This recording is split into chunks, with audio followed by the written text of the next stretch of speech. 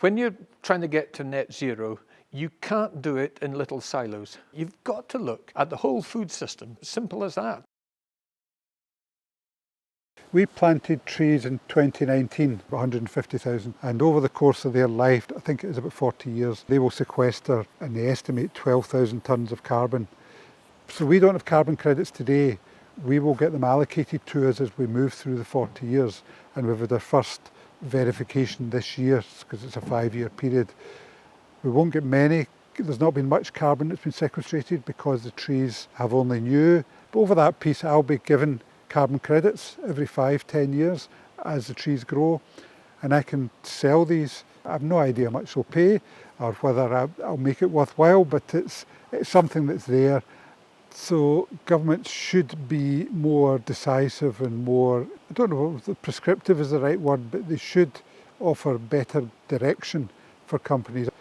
Whilst they've got lots of nice advisors and they don't have people to get things done, they tend to just be passive, but they need to be much more proactive and be more involved with the businesses and communities to try and get them and engage them much more.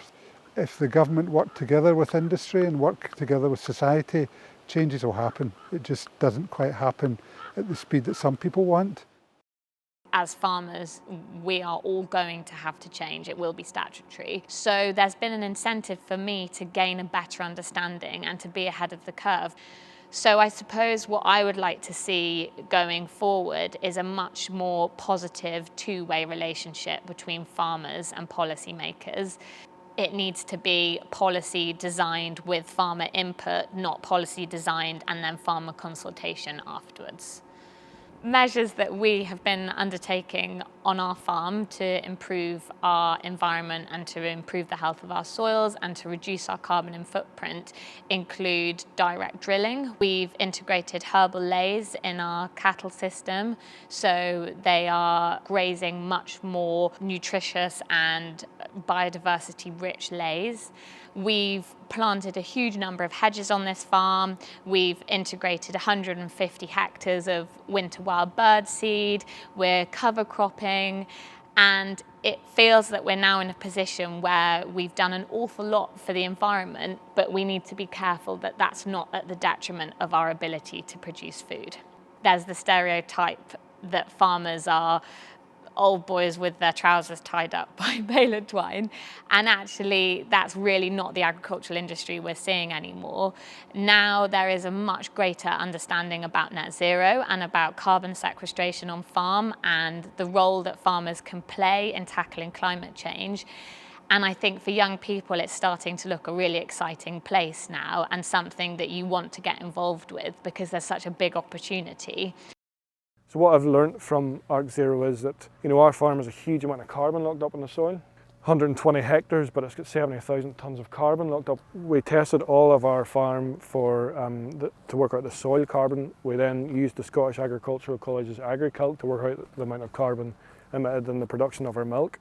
And then the farm was flown over with a LiDAR survey, both leaf on and leaf off, to work out the biomass or trees and hedges. So we've got 18.5 kilometres of hedges in this farm, which I never would have known that, to be honest. And the information we gained off that, then we've tweaked that a little bit, so we've let our hedges grow higher over the past few years to see if that'll have an effect on the next baseline we run. We've also tweaked the way we manage our cows as well, to see if whenever we run the baseline again in a few years' time, whether those have had a lasting effect on our road to net zero effectively. So over the past 5 years, we've tried to increase the clover content in our swards, and that is a totally different grassland management skill for us, to grow the same tonnes of dry matter per hectare with lowering our use of artificial nitrogen by using clover. The big motivational change was when artificial nitrogen went to £1,000 per tonne. We were trying to cut costs. If we can do different things in different fields, can it sequester more carbon? Can it lock up more carbon in the soil? And perhaps that's something that we don't know yet, but maybe the answer lies in our soils rather than anything else. I am optimistic, but again, going back to the leadership, we need joint up thinking from our leaders and the policy that we have. We need to look at the science, and we need to listen to the people on farms. We need to get them on board with the policy.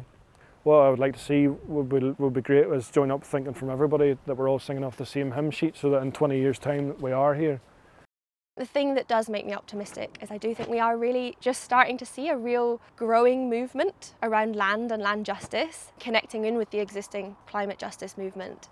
I think one of the positive things that we've done with Landworkers Alliance in the 11 years that we've existed so far is to really start to build an agroecology movement in the UK, a movement that is, for farming, which works for people, for nature, produces delicious, healthy food, kind of getting that narrative across. It's almost a sort of abundance narrative, we actually kind of can have everything. We don't have to decide between Sitka spruce to sequester carbon or industrial food production. One of the things that brings me a lot of joy working with the Landworkers Alliance is getting to see in real life the work that our members are doing. They are literally growing beautiful things, producing delicious food, creating amazing habitat. It's all very joyful.